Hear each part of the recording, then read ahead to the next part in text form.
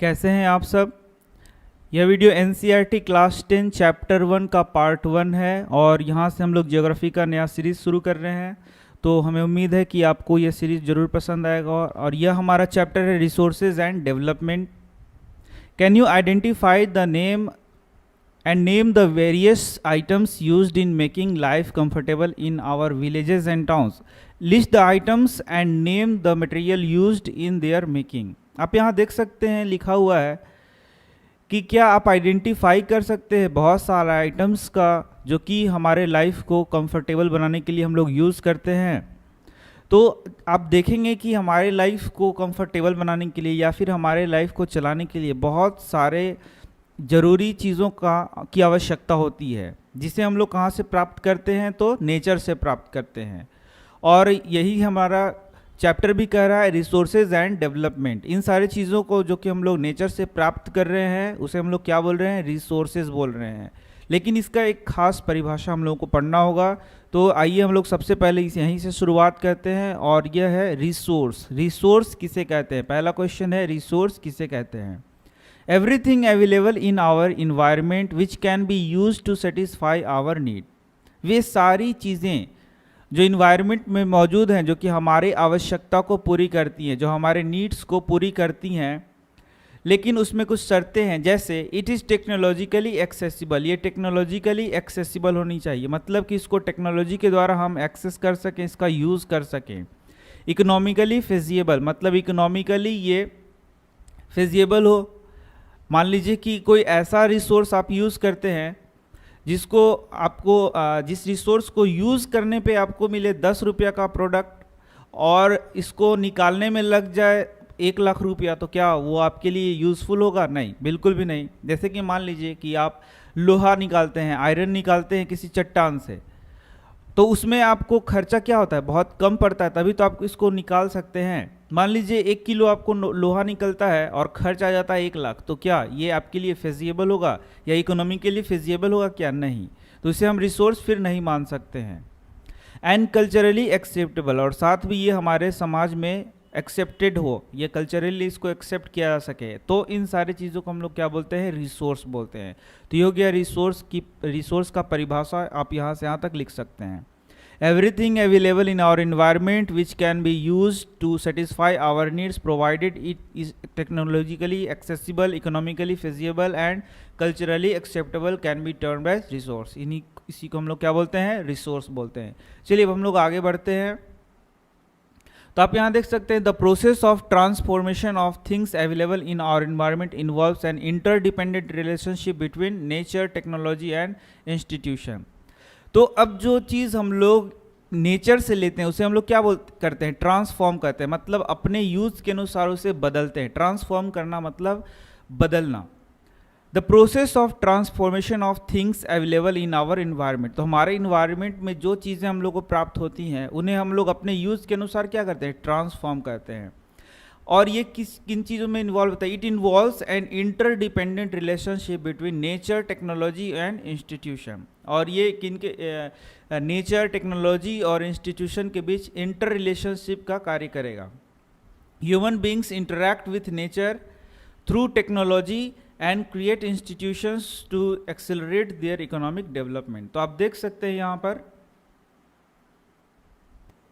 किस प्रकार से ये जो ह्यूमन बींग है वो नेचर, टेक्नोलॉजी और इंस्टीट्यूशन के बीच में इंटर रिलेशनशिप बनाता है। जैसे आप देख सकते हैं कि ह्यूमन क्या करेगा, नेचर का यूज़ करेगा और उसको टेक्नोलॉजी की मदद से वो क्या करेगा, अपने यूज़फुल सब्सटेंसेस में उसको बदलेगा, या फिर बोलेंगे कि अपने यूज़ के चीज़ों को बनाएगा। किसका यूज़ करेगा, वो नेचर को यूज़ करेगा।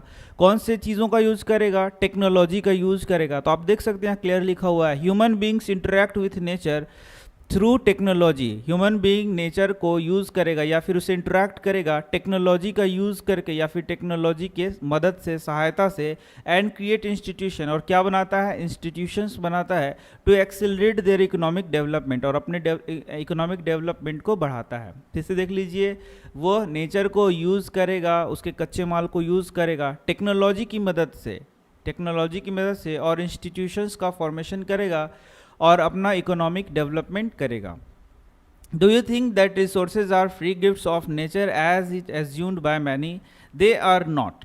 Resources are a function of human activities. Human beings themselves are essential components of resources. तो यहाँ पे लिखा हुआ है कि नेचुरल रिसोर्स को हम लोग क्या बोलते हैं? फ्री गिफ्ट्स बोलते हैं. तो क्या इसे फ्री गिफ्ट्स के रूप में माना जा सकता है? तो बोलता है कि नहीं, they are not. Resources are a function of human activities. Resources क्या है? ह्यूमन एक्टिविटीज़ के ही एक फंक्शन है.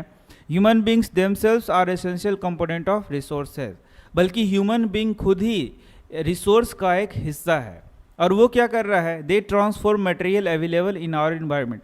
जैसे कि हम लोगों ने पहले पढ़ा कि वो नेचर में जो मटेरियल मौजूद है उन्हें वो यूज़ करता है, टेक्नोलॉजी के मदद से उन्हें वो अपने आवश्यकता के रूप में बदलता है. Human beings themselves are essential components of resources.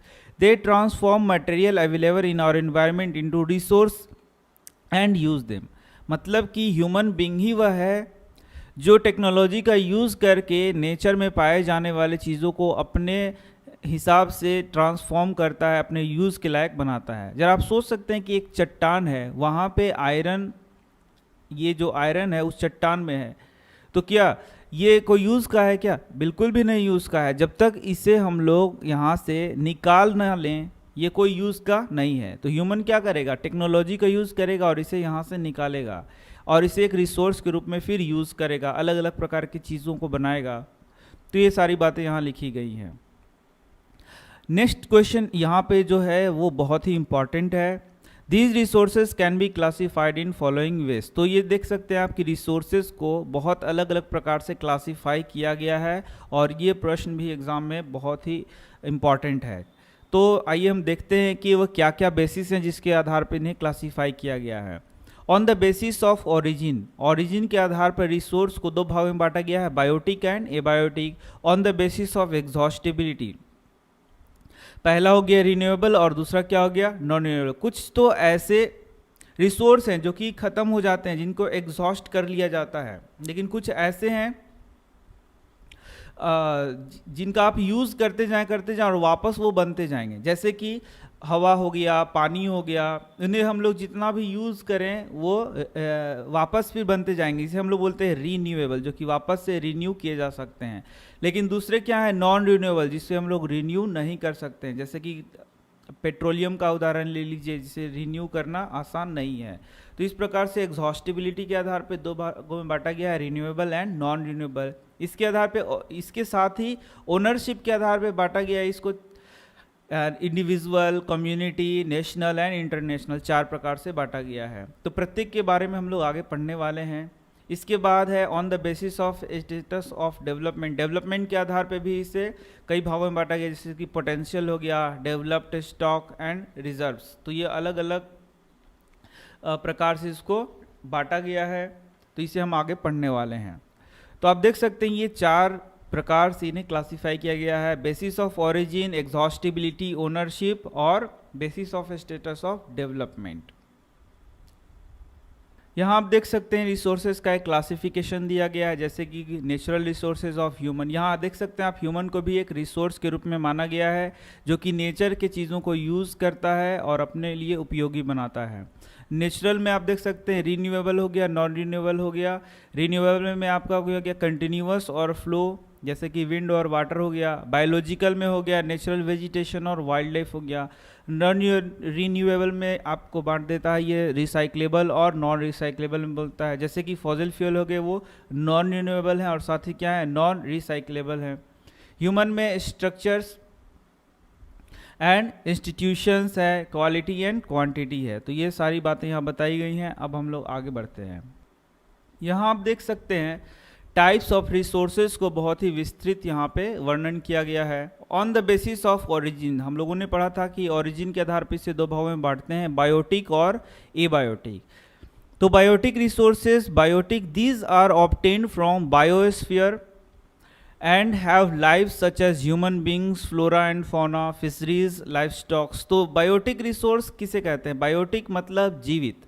तो वे सारे जीवित इन्वायरमेंट में प्रेजेंट, वे सारे जीवित चीज़ें जिनको हम एक रिसोर्स मानते हैं, उन्हें हम लोग क्या बोलेंगे? बायोटिक रिसोर्सेज बोलेंगे. जैसे कि ह्यूमन बीइंग क्या है, एक जीवित रिसोर्स है। फ्लोरा मतलब वहाँ का किसी भी एरिया का वेजिटेशन होता है, plants.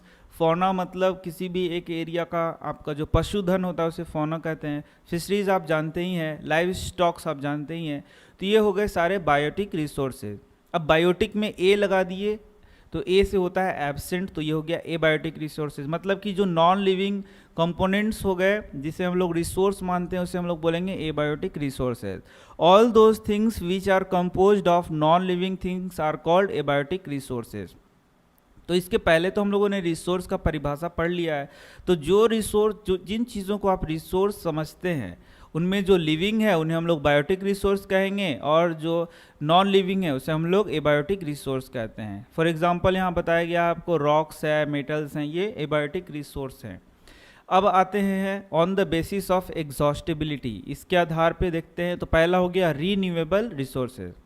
The resources which can B renewed और reproduced by physical, chemical or mechanical processes are known as renewable और replenishable resources। तो ये आपका पहला यहाँ से एक क्वेश्चन हो सकता है कि रीन्यूएबल रिसोर्स किसे कहते हैं। तो रीन्यूएबल रिसोर्स उसे कहते हैं जिसे हम लोग वापस से फिर से प्राप्त कर सकते हैं, जैसे कि जिन्हें हम लोग रीन्यू कर सकते हैं या फिर रिप्रोड्यूस कर सकते हैं। कैसे कर सकते हैं? फिजिकली, केमिकली या फिर मैकेनिकली, कोई भी प्रोसेस यूज़ करके उसे हम यदि रीन्यू कर पाएंगे तो उसे हम लोग बोलेंगे रीन्यूएबल रिसोर्सेज, या फिर उसे बोल सकते हैं रिप्लेनिशेबल रिसोर्सेज, जैसे कि solar and wind energy, water, forest and wild life. इसे हम लोग, इन सारे को हम लोग क्या बोलते हैं? रीन्यूएबल रिसोर्स बोलते हैं। The renewable resources may further be divided into continuous और फ्लो। तो इनको आगे हम लोग कंटिन्यूअस या फ्लो के नाम से भी डिवाइड कर सकते हैं।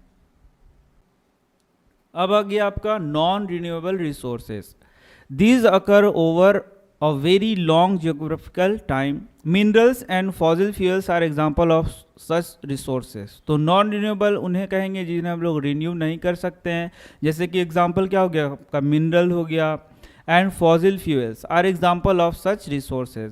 These resources take millions of years in their formation. ये resources क्या millions of years इनमें लग जाएंगे इनको बनाने के लिए, इन्हें इसीलिए हम इन्हें क्या बोल रहे हैं? नॉन रिन्यूएबल बोल रहे हैं। Some of the resources like metals and recyclable, metals are recyclable. कुछ ऐसे इनमें रिसोर्सेज हैं जो कि रिसाइकलेबल है, मतलब इनको रिसाइकल किया जा सकता है, लेकिन कुछ ऐसे हैं जैसे फॉसिल फ्यूल जिन्हें हम रिसाइकल नहीं कर सकते हैं, and get exhausted with their use, और उन्हें हम यदि यूज़ करते जाएं तो वो एक दिन क्या हो जाएंगे? समाप्त हो जाएंगे। इस प्रकार से आप देख सकते हैं on the basis of exhaustibility हम लोगों ने दो प्रकार से बांटा, रीन्यूएबल और नॉन रिन्यूएबल। अब हम लोग आगे बढ़ते हैं। अब आगे बढ़ते हैं और यहाँ आप देख सकते हैं on the basis of ownership. सबसे पहला क्या है? Individual resources. रिसोर्सेज को ओनरशिप के आधार पे हम लोगों ने पहले क्लासिफाई किया था, आपने देखा था। तो सबसे पहला क्या आता है? Individual resources. These are also owned privately by individuals. तो ये वे सारे रिसोर्सेज जो किसी एक खास व्यक्ति के द्वारा, एक इंडिविजुअल के द्वारा ओन किए जाते हैं, उन्हें हम लोग क्या बोलेंगे? Individual resources.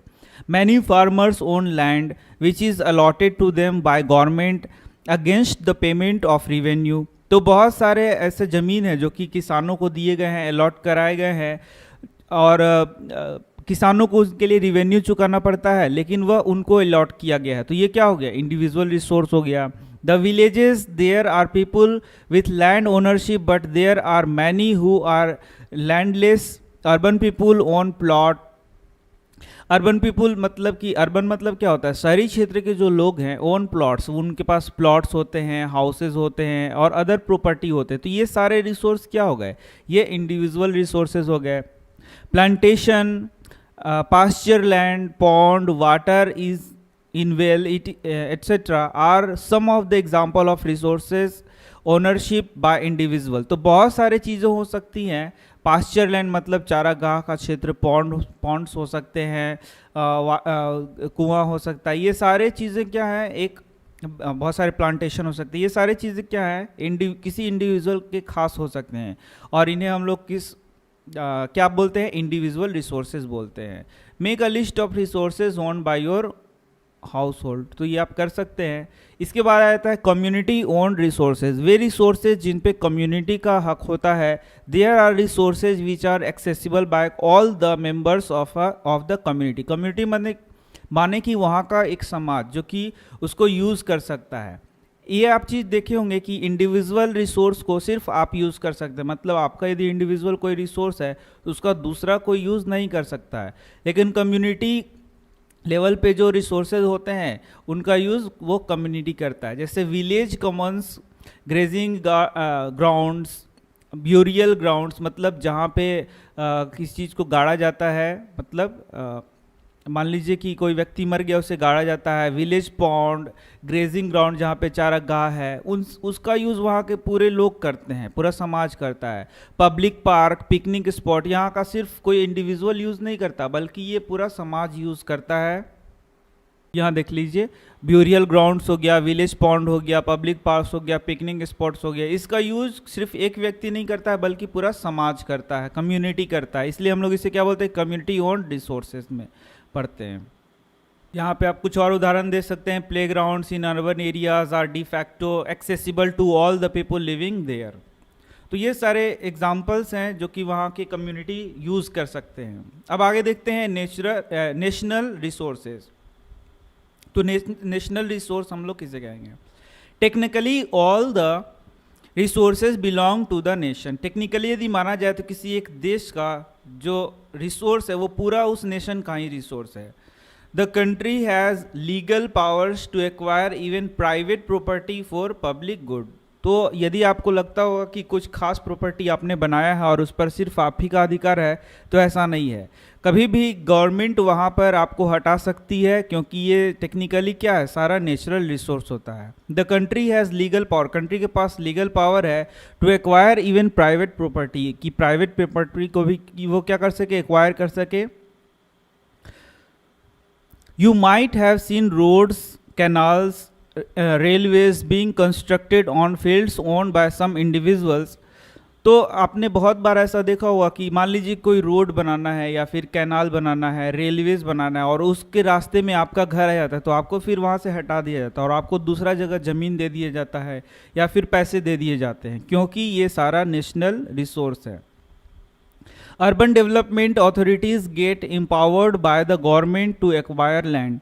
All the minerals, water resource, forest, wildlife, land within the political boundaries are oceanic areas up to 12 nautical miles from the coast termed as territorial water, and resources therein belong to the nation। तो यहाँ से question हो सकता है कि national resources में क्या क्या चीज़ें आती है, उनका एक लिस्ट बनाइए या उनके बारे में लिखिए। तो यहाँ पे क्लियर लिखा गया है ऑल द मिनरल्स, जितने भी मिनरल्स हैं, वाटर रिसोर्सेज हैं, फॉरेस्ट्स हैं, वाइल्ड लाइफ है, land with in the political boundaries है, जो भी पॉलिटिकल बाउंड्री के अंदर ज़मीन आती हैं, ओशियनिक एरियाज़ हैं जो कि अप टू 12 नॉटिकल माइल्स तक बताया गया है, from the coast termed as territorial water, उन्हें टेरिटोरियल वाटर कहा जाता है, and resources therein belong to the nation. और वहाँ के जो रिसोर्सेज है वो किससे बिलोंग करते हैं, वहाँ के नेशन से बिलोंग करते हैं। ठीक है, चलिए अब आगे बढ़ते हैं। इंटरनेशनल रिसोर्सेज के बारे में थोड़ा हम लोग जानकारी लेते हैं। अब आ गया इंटरनेशनल रिसोर्सेज। तो अभी हम लोगों ने नेशनल रिसोर्सेज के बारे में पढ़ा।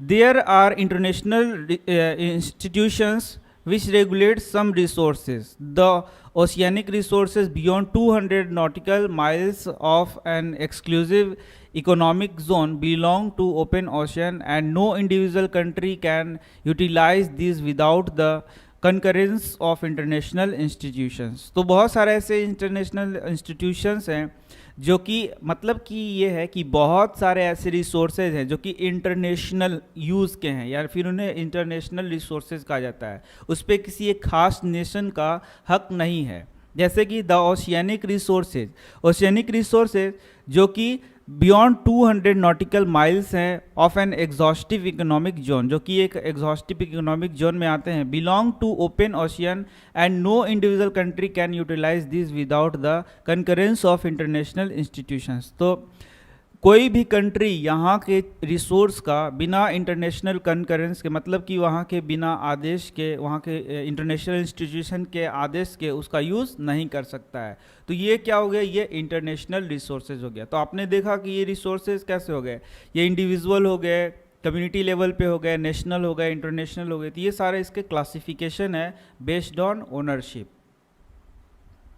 इसके बाद आप देख सकते हैं कि किस प्रकार से नेचुरल रिसोर्स को डेवलपमेंट के आधार पे, स्टेटस ऑफ डेवलपमेंट के आधार पे भी इसे क्लासिफाई किया गया है। जैसे कि आप देख सकते हैं on the basis of the status of development, status of development के आधार पे भी रिसोर्सेज को क्लासिफाई किया गया है। तो ये बहुत ही इंपॉर्टेंट प्रश्न एग्जाम में भी आता है। नेचुरल रिसोर्स को स्टेटस ऑफ डेवलपमेंट के आधार पे आप क्लासिफाई करिए, इस प्रकार का क्वेश्चन आता है। तो आप देख सकते हैं सबसे पहला क्या है, potential resources, resources which are found in a region but have not been utilized. For example, the western part of India, particularly Rajasthan and Gujarat, have enormous potential for the development of wind and solar energy, but so far these have not been developed properly. तो potential resources कहने का क्या मतलब है कि मान लीजिए कि कोई एक रिसोर्स है या फिर कोई एक एरिया है जहाँ पे बहुत सारे उस रिसोर्स को उसमें पोटेंशियल है कि उसको यूटिलाइज किया जा सके, लेकिन अभी तक उसको यूटिलाइज नहीं किया गया है। उसे हम लोग क्या बोलते हैं, potential resources. Resources which are found in a region but have not been utilise, resource वहाँ पे है लेकिन उसका यूटिलाइज नहीं किया गया, उसका उपयोग नहीं किया गया है। मतलब उसमें ताकत है, क्षमता तो है, लेकिन उसे यूटिलाइज अभी तक नहीं किया गया है। उन्हें हम लोग क्या बोलते हैं, पोटेंशियल रिसोर्सेज। जैसे कि बहुत अच्छा उदाहरण दिया गया है, राजस्थान और गुजरात में बहुत सारा पोटेंशियल है कि वहाँ सोलर एनर्जी को यूज़ किया जा सके और उसको यूटिलाइज किया जा सके, लेकिन अभी तक इसका यूटिलाइजेशन नहीं किया गया है। इसीलिए इसे हम लोग क्या बोल रहे हैं, पोटेंशियल रिसोर्स बोल रहे हैं। ठीक है, इसके बाद आता है developed resources, resources which are surveyed and their quality and quantity have been determined for utilisation. वैसे रिसोर्स है जिनको सर्वे किया गया है और उसका क्वालिटी और क्वांटिटी को डिटरमाइन किया गया यूटिलाइजेशन के लिए। The development of resources depends on the technology and level of their feasibility. तो उसे ही हम लोग क्या बोलते हैं, डेवलप्ड रिसोर्सेज कहते हैं, जिनको टेक्नोलॉजी के आधार पे या फिर क्या कहा जा रहा है, फिजिबिलिटी के, मतलब उसको एक्सेस किया जा सकता है कि नहीं, आसान है कि नहीं, उसमें पैसे कितने लगेंगे, उन सारे रिसोर्सेज को हम लोग क्या बोल रहे हैं, डेवलप्ड रिसोर्सेज कह रहे हैं। इसके बाद कुछ रिसोर्सेज जिनको हम लोग बोलते हैं स्टॉक, जैसे कि materials in the environment which have the potential to satisfy human needs but human beings do not have the appropriate technology to access this are included among.